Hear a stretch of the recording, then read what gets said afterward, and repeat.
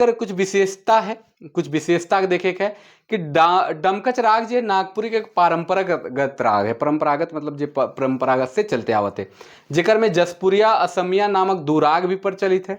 डमकच में भी जसपुरिया और असमिया ऐसा राग प्रचलित है। आपने मन जाने और अगर कोई प्रचलित है तो के भी बता सके ना। और अगर हमने देखा जेकर में जसपुरिया और असमिया में अधिकांश एक हरी डमकच कर प्रभाव देखे के लिए मिले, जो एक हरिया डमकच है सेकर प्रभाव। अगर नागपुरी एक हरिया कर बात करल जाए तो कड़ी कर जे अंतिम चरण है, कड़ी कर लास्ट कर जे लाइन है सेकर में कीरे नीरे लगाए के आखिर कर चरण के दोहरायल जाएला या दोहराए के गावे न, कीरे नीरे ऐसा कह के लगाए के उके गावे न। जबकि जसपुरिया और असमिया राग कर अंतिम जो पद समूह है से के लंबा खींच के का करे ना छोड़ देवे ना। नागपुरी में का करे ना कि उके दोहराए ना, नीरे चाहे कीरे इस तरह लगाए के, लेकिन असमिया और जसपुरिया में उके लंबा खींच के छोड़ देवे ना। चलो के उदाहरण से भी हमरे समझे कर कोशिश करी ले।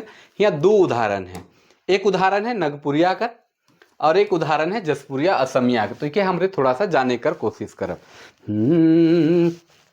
आपने मन भी बतावें कि सही है या इकर में और का सुधार हो सके, का चीज आपने मन जाने ना। अगर कुछ और ऐड इकर में करे चाहें तो आपने मन जरूर कमेंट करके बतावें।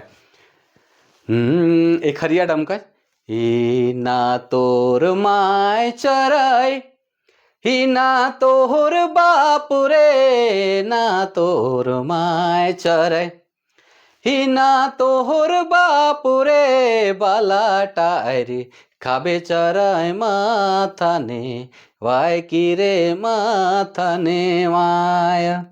तो यहाँ देखो की रे माथा नेवाय के डबल दोहराए, तो ये हो गलक नागपुरिया राग में नागपुरी राग का डमकच, जेकर एक हरिया का रूप में कीरे नीरे जोड़ के शब्द के दोहराल जाएला। जबकि असमिया में लास्ट में खींचन, जैसे तीनों बहिनी रही केरा पतई लखे रे, तीनों बहिनी रही केरा पतई लखे रे, जितिया पतई लखे भेली छिती छान। इके खींच के छोड़ देवे के।